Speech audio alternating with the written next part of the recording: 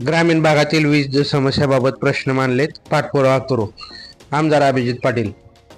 माढा मतदारसंघातील प्रलंबित असलेल्या रस्ते, वीज, पाणी या मूलभूत प्रश्नांवर विधानसभेच्या पटलावरती हे प्रश्न मांडले आहेत. या समस्या सोडवण्यासाठी पुढेही सातत्याने पाठपुरावा करू, असं मत माढ्याचे आमदार अभिजित पाटील यांनी व्यक्त केलं.